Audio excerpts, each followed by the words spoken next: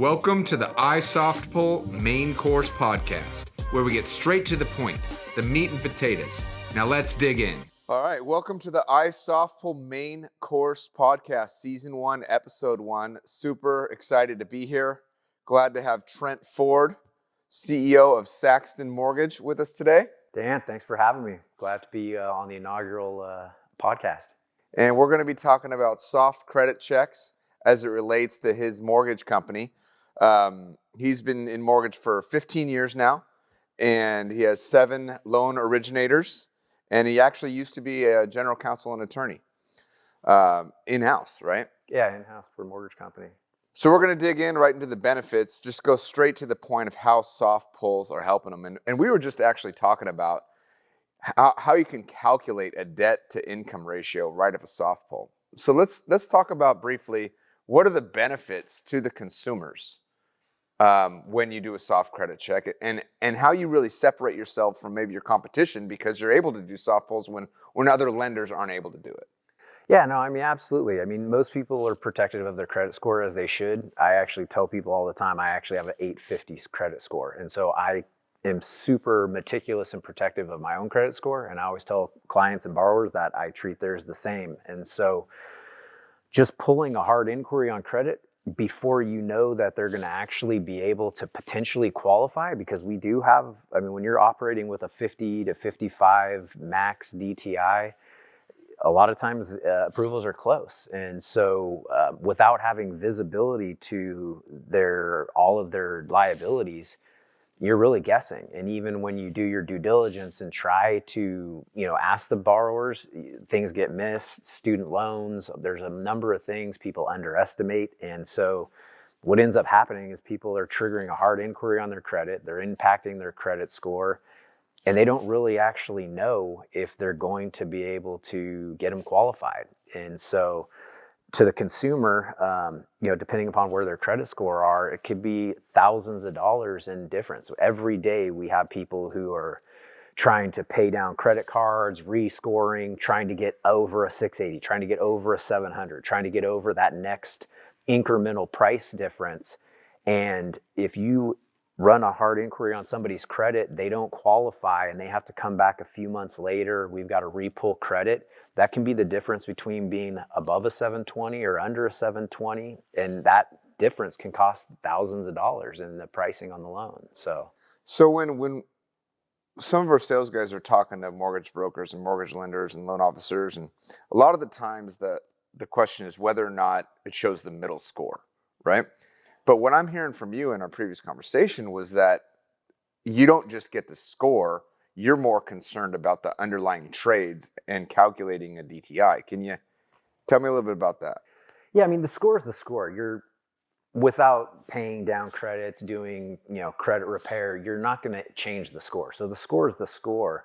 For me, I want to make sure that we're going to be able to qualify the borrower. And the other, as an originator, the other side of it too is I want to be able to get that borrower qualified before they're potentially getting, in this time and this day and age, as soon as you do a hard inquiry on credit, you're creating credit triggers, all kinds of marketing from outside companies. So for me, as an originator, I want to be able to make sure that I can get that borrower qualified, a true qualification, an accurate qualification. And so for me, using that soft pull inquiry, I can get all of those liabilities. I can get an accurate debt to income and know what I can get them qualified. I can get them further down the process where I have a very solid approval or solid DTI that I know I can get them an approval before I'm, one, impacting their credit score, and two, creating potential trigger leads and everything else where they're going to be solicited by their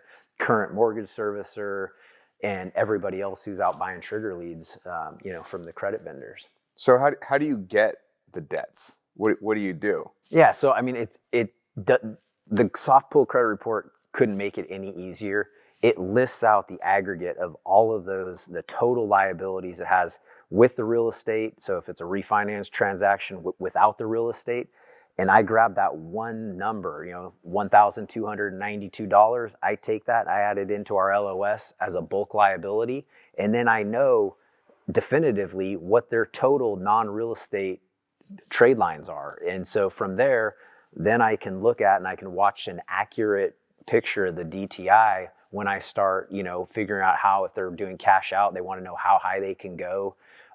Or if it's just a rate and term refinance, I know exactly accurately what that debt to income is and whether we're going to have an issue getting them approved.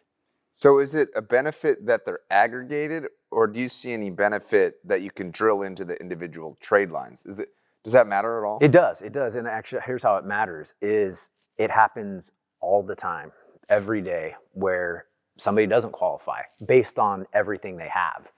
And so from at ease and from an initial first look, the aggregate number is all I care about. Because I'm going to assume that those accounts are going to stay intact, that they're not paying anything down, they're not paying anything off. Once I know that we're at a 62 DTI, then you start reverse engineering. And this happens every day. It's completely legitimate. It's above board. It's not a violation of Fannie or Freddie. You're just reducing their debt to income. And you're doing that by saying, how much do I need to reduce in their monthly obligation to get them under whatever that max qualifying debt to income is? And from there, that's where you look at the granular data. Okay, that $300 Amex bill, that Discover for $200, within the LOS, we just start clicking exclude from DTI, and then we ratchet down that debt to income to a point where we know we're going to be able to get them qualified. So having the visibility to each specific trade line, how much that payment is, lets you know which accounts. Then we go back to the client or the consumer and say, hey, I can't get you qualified how you are currently, but we do have a path to get you refinanced. We do have a path for, if it's a purchase, you're going to have to this credit card, maybe, we have people paying off cars all the time. Hey, I only owe $5,000. I can pay that off. That knocks off a $500 payment. So you wouldn't be able to do that. You wouldn't be able to get pre-qualified if all you had was just the aggregate number. But as that initial first, where are we starting at? What's our starting point? The aggregate number is right there. It's easy. You don't have to add it up. You don't miscalculate. It gives it, that number directly. And you're doing this off of soft pull, right? So before soft pull, I assume you were doing this exact same thing on a hard pull or on a tri-merge? Well, a lot of people do. I mean, every day, more so than soft pull, people are just doing a hard inquiry on credit. They're just pulling credit. So as a business owner, I mean, credit reports are extremely expensive. When I started in the industry 15 years ago on the mortgage side, we were paying $12 to $15. Today, it's $30 for a hard pull. So they're almost triple the cost. So as a business owner, as the owner of the company, I mean, there's a significant cost savings by using the soft pull, which was actually, to be honest, the original reason that I was looking at it. I was looking at really the financial of like, hey, $30 versus a few dollars for a soft pull. Well, that makes all the sense financially. It wasn't really until I started using the soft pull that I figured out, or I was able to see all of these other really, frankly, particularly to the consumer, better benefits. But also too, I mean, on the originator side and as a company, all these other, not creating the triggers, not impacting their credit, not having to sell them a higher rate because now their credit score is under. It happens all the time. People do a hard inquiry of credit. I can't help you right now. They come back 3-4 months and you can. Maybe they got a raise. Maybe they paid off some credit card debt, but you've impacted their credit score. And the two kind of go together because the people that are having trouble getting approved are the people that have high credit card utilization. People that have high credit card utilization are always going to have lower credit scores. It's just inherent in the modeling and with the FICO modeling. And it's, people don't understand. I mean, one of the biggest drivers of FICO is credit utilization. I can give you a real life example of a CPA that I know, two rental properties, 100% payment history, came to me on a pre-qualification for a purchase. Her credit score was 680. Perfect history, making well over $100,000 a year. It was just high utilization. She came back to me 6 months later, had paid down a bunch of stuff. Her credit score had gone up to 780. And so, client that I did a soft pull on, I'm like, let me see where you're at. Let me see what we can do. And so, didn't impact her credit score. Again, somebody who already has a score that they're getting hit with loan level price adjusters. I mean, anything over 740, it doesn't really matter. You're not paying increased pricing on rate above a 740. It's when you start getting under 740 that they start adding on these loan level price adjustments, and you're going to start paying for it in the rate. So and from the business side, when you do a soft pull, how does that affect your compliance? When you do a tri-merge, you're given, if you don't do the deal, you're given adverse action. You might be given pricing notices. How do you handle that in the context of a soft pull? Yeah, we still get authorization. I let everybody know, even though it's not going to impact their credit score. And that's, one of the biggest things, and one of the things I routinely get, like, hey, wait, but hold on, I don't want you to hit my credit score. My credit score is going to go down, right? Or whatever. It's so much of an easier, in mortgage, particularly sales, it's always trying to get people as far along in the process as you can. And I'll tell you, it's a high percentage of people who aren't 100% that they're ready to move forward that will stop right as soon as you start talking about pulling their credit, because they know it's going to impact their credit score. As an originator, when you can tell them, I can look at your credit, I can get a credit score, I can see all your liabilities, and it's not going to impact your credit, you can, every time they're willing to let you pull it, because for them, you're giving them valuable information without causing this impact to their credit. And so for them, it's an upside. They're getting a visibility. Most people don't have access to their credit score. And so you're giving them visibility they normally wouldn't have, and you're giving them a free look without actually impacting their credit score. Sure. So, and as a borrower, sometime even when I'm just shopping for a car or something, it's not just, a lot of the times it's going to impact my credit, but I have to take the time to fill out the long application. Have you found that by the limited information required, you can process that consent faster? Absolutely. It's from back to the compliance piece. You don't have to, we're not having to collect their social security number. And a lot of people are really hesitant. I don't, as the business, as the owner of Saxton Mortgage, I don't want people emailing their social security number. So when I can tell them that I can do it without collecting the social security number, because as you know, we don't need the social security number to do a soft inquiry. That creates less risk of us having to, but it eases the mind of the consumer in terms of having to provide, getting further along in the process and having to provide the least amount of information so they don't feel like they're backed into a corner, because a lot of people with identity theft and everything else are very guarded with their personal information, as they should be. And for me, it diffuses me asking for a bunch of information that I really don't need. I just want to make sure I can get them qualified. And, for me on the sales side, if I can get them qualified, if I can get them comfortable that I'm going to be able to get them into whatever loan product they're looking at with the most minimal amount of information, they'll give it to you once they're ready to move forward. They know they have to. But if I can get them further along in the process, and so one of the things that you had mentioned I wanted to kind of talk about, there's today a lot more misinformation with credit score that was out there a long time ago. And I'll pick on Credit Karma or some of these others, but what people, and it has nothing to do with Credit Karma or any of these specific, they're using a different, I'm sure they're using a different scoring model. They're not, I think Credit Karma is using Vantage scoring versus FICO. So it going back 10 years ago when people started jumping on Credit Karma, we'd have people who'd call in, hey, my credit score is X. And then we would do a hard inquiry and it was nowhere near that. And it wasn't consistent that it was consistently worse or consistently better. It was just different, and it's a different scoring model. And so people are on Credit Karma, people are on all these different apps, and it may not, the score that they're looking at that they think they have may not actually be a FICO score, which is obviously on the mortgage side what you have to use. You have to use a FICO score. You can't use a Vantage score. You can't use some other methodology for credit score. And so again, back to the benefit of it is somebody may be misinformed as to where they stand from a credit score perspective, and being able to do that soft inquiry, not impact their credit, not have to collect all of their information, an easier process because it's quicker. They don't have to fill out this long application. With just their basic information, we can get a glimpse at it. We can provide them that information in terms of what's on there. And then we can give them a more accurate, look at what we could do for them on the mortgage side. So what some people are going to say is, well, I need a pre-approval.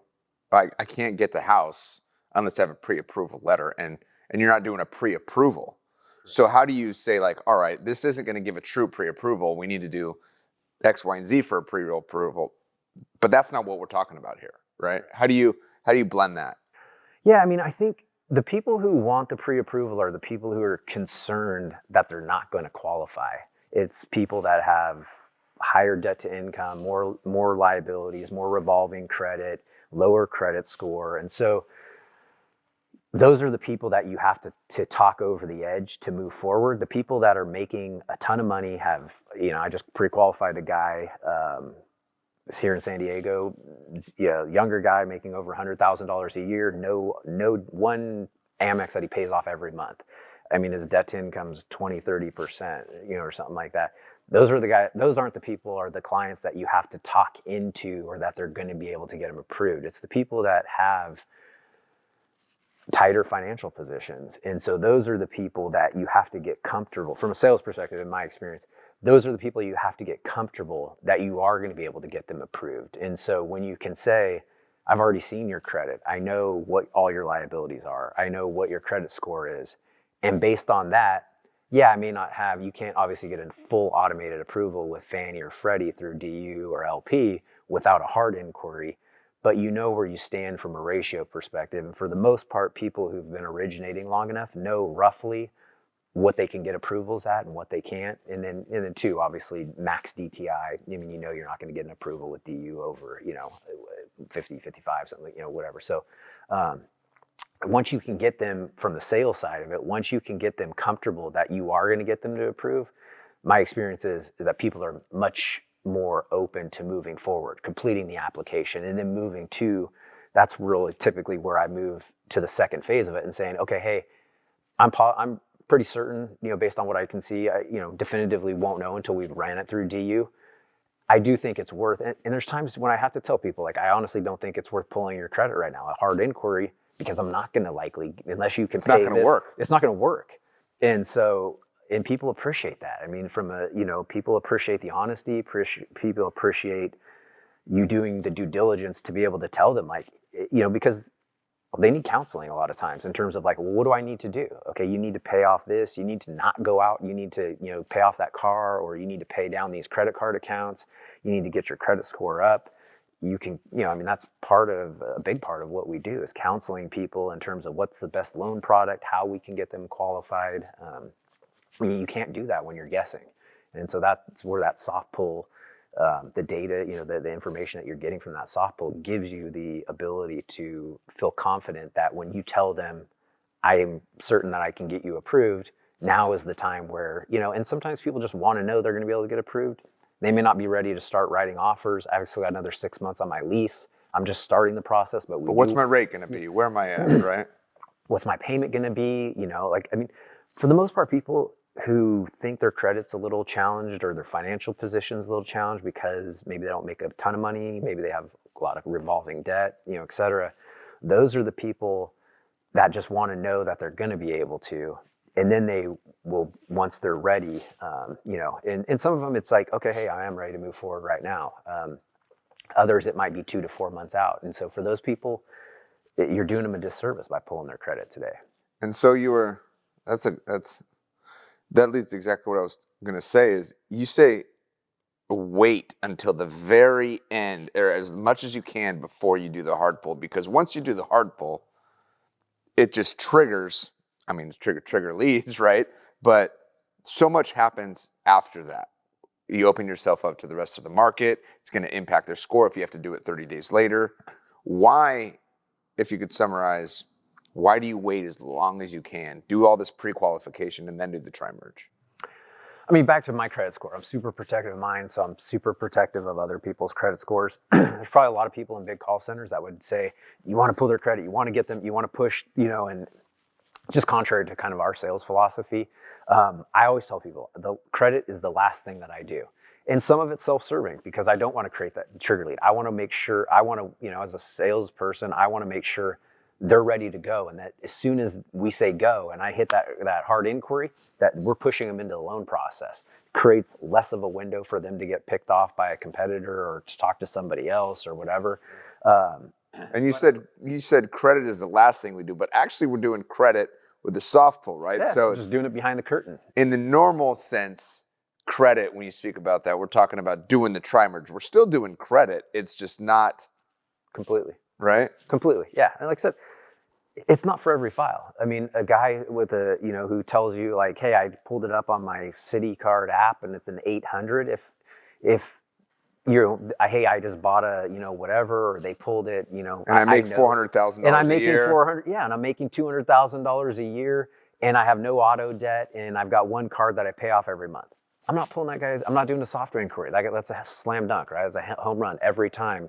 Those aren't. It's the bigger percentage of people who aren't in that. Particularly I'm in San Diego. I was gonna say I'm in Southern California, and it's hard to touch properties under, 750, right? 750, yeah. $1 million, right? Yeah. So we're talking about $1 million property, $750 to $1 million property on a guy that's making a joint income of $150,000 to $200,000, where you really got to squeeze it in for that debt to income ratio.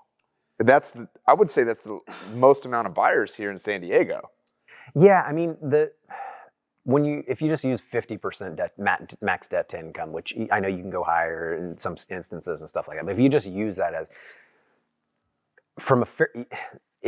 it's static across the board for fair lending issues. But the reality is that 50% debt to income for somebody making $4,000 a month is $2,000 of surplus or discretionary income or however you want to call it. I mean, the difference 50% of somebody making $10,000 or $20,000 a month is their discretionary income. You're talking about $5,000 or $10,000. From a practical standpoint, it would make sense to say, well, if you're you only need X amount. You only need $2,000. You only need $1,000 of surplus or discretionary income or whatever. But it would create massive disparity in lending, and so it would never happen. So it's a uniform, it's a consistent standard that Fannie and Freddie have, and I wholly agree with it, because if not, you would have massive disparity in lending, and it would be a whole major issue. But the reality is that 50% DTI is so much different for somebody in a lower income than it is in somebody in a higher income. But it's and so the people that are making that higher income, and it's, depending upon where you are geographically, cost of living, stuff like that. Obviously, like we're talking about San Diego or almost all of Southern California, the Bay Area.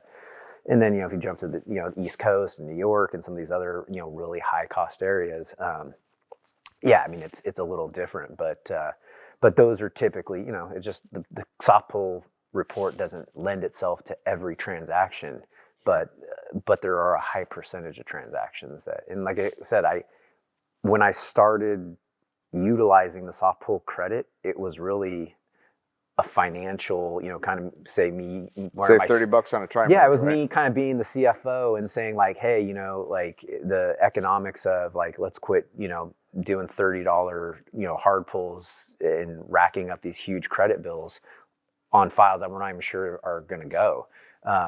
It wasn't really until I got in and personally started using them on files that I, qualifying borrowers on, that I really truly learned all of the ways that I could use it, all of the tools, all of the benefits. And two, it's a huge benefit to the client. And on the sales side, it's a huge selling point to be able to tell the client, I'm going to do a soft pull. I'm sure you've probably heard the term. It's opposite of a hard pull. It's not going to impact your credit. We'll be able to get all the visibility. I'll be able to get you a much more accurate, and I hesitate to call it an approval, but I can get you a much more accurate, pre-qualification really, and then get them to a point where you feel comfortable that you are going to be able to get them approved. Then do the hard inquiry if you need to. And so you guys lead with it in your sales process? Yeah, absolutely. Yeah, for people that I know that are going to be tight on ratios. In that position, not for the guy who's making $1 million and. No, then it's yours. Yeah, no. Yeah. Then there's no point. But and I mean, when I came in today, I mean, we've built a custom integration into. It's such a part of our sales process. We built a custom integration with you guys into our CRM. I probably shouldn't be. No, that's what we're rolling out next. I shouldn't be pitching this to all the competitors. They're going to watch it, but no, I mean, we've instilled it so much into our sales process that I've created a button, custom development within our CRM. I'll pitch Optify now because I like Sure. John McGee and he's a super good dude. Where we just hit a button and it instantly pulls that soft pull. And then it's twofold. One, we can, at that point, most people are looking at pricing. So it gives me the opportunity to give them accurate pricing because then I'll know where their credit score is. So on that initial sales call, it gives me quick visibility. But then as we're maturing into the process, then it gives me all that data. It gives me, I know what their credit, the liabilities are and stuff like that. It gives me the ability to kind of push it forward. But it's such a part of our sales process. We went out and spent the money to custom development and have it dropped into our CRM. It's in our lead system. So I don't know where you're at in your business as far as recruiting new LOs, but when recruiting a new LO or building the business, would this be a tool that you would talk to recruits about, a benefit like? Yeah, no, absolutely. I mean, I mean, most people don't have it. Most people aren't using it, to be honest. Or they think it doesn't work, right? Or they think. And it's back to myself as the prime example. Like, sometimes until you really start using something, you don't understand all of the benefits, and I'll be honest. I mean, I think, and it's not just exclusive to your company, but I think a lot of people with the soft pull had led with, and this might be older, sales, but had led with the cost component of it. Like, hey, it's a lot less than a tri-merge. It was why, again, that I Sure. kind of initially started looking at it because I'm like, hey, man, why are we pulling all this credit? You get a $30 $5,000, $10,000 credit bill. Yeah, right? I'm like who's like? I mean, I look at it. I write the check on our credit bill every month, and I look at it and I break it down by loan officer, and I look at it and I look at pull through. I mean, I'm the CFO, I'm the CEO, I'm the CFO. Yeah. I mean, I look at those numbers. I look at what the pull through is. How many credit pulls were there? How many loans did we close? It's just like every other investor when we're delivering loans to them. They look at how many loans are we underwriting to funding, right? It's pull through. Everything's pull through, and so. I initially was looking at the economics, the cost component of it. And it wasn't until I started using the product that I really recognized all of the other benefits. And it's one of the reasons why I still originate loans is there's a lot of stuff you can't learn through just talking to loan officers or whatever until you're actually doing it and doing it on live files. It's one of the things I always, I do a lot of the testing on all of our systems.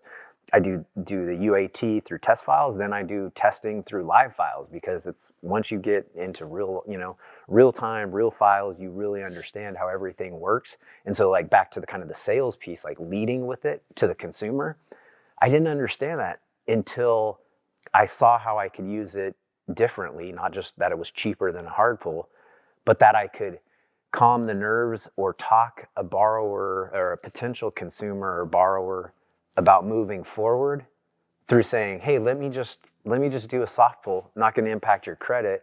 I can figure out how much we can get you qualified. And they're like, oh, okay. But that was somebody that if I told them I was going to do a hard inquiry, They're out the door. They're done. They're like, let me think about it. And you're never going to get them on the phone again. So it's, and those are things that until you really use the product, you would never understand or fully understand the true benefit and how you can implement it and integrate it within the sales process. It's funny because we always talk about, that's our sales pitch, right? Is it's going to save you time, it's going to save you money, and then you're going to get more deals because of the time saved, the money saved, and you're going to convert more shoppers because you're leading with it. But to hear a client talk about this, right, is great. So talking to your client right now, right? We'll wrap up with you talking to your client and saying, we've already really talked about it and worked around it, but talk to your client if you would and say like, why should they do business with Saxton Mortgage versus the competitor as it relates to, this topic? Yeah, I mean, as you know, I own the company. I originate loans. I'll probably continue to originate loans. And it's, I tell people we just operate a lot differently. I mean, new leads that come in, I tell people I handle the file, and this isn't a pitch about why to do loans with me. It's just the way that we operate. It's, we process in-house. Our business model is we're delivering basically wholesale broker pricing with a banker feel. And so we are a lender, but we take advantage of the best execution. So we're offering broker, traditional wholesale pricing in a retail environment. And so for us, we can give the best price. It's, we basically operate, and we do operate as the direct lender on these transactions. We do everything in-house. We're drawing all of our own docs. We do all of the disclosures. We do everything in-house. And the difference is that we're delivering that at a wholesale broker pricing. And so there's not many people that I know that are out doing that. There's a lot of margin that gets built in. And so, we handle the customer from start to finish. We do everything in-house. It's, why we have a 4.8 star rating or something like that. I mean, it's, we just handle everything from start to finish. It's not, let me take this, a lot of these sales centers and stuff like that, they take the application, it gets pushed off, and then you never hear from somebody again. I mean, the originator handles the file from start to finish, and we make sure that, we get the loan closed. All right. Thanks for listening to the iSoftPull Main Course podcast. We interviewed Trent at Saxton Mortgage. Thanks for coming out to the show, and we look forward to doing it again. Cheers. Thanks for listening. Subscribe to the Main Course for straight to the point business insights.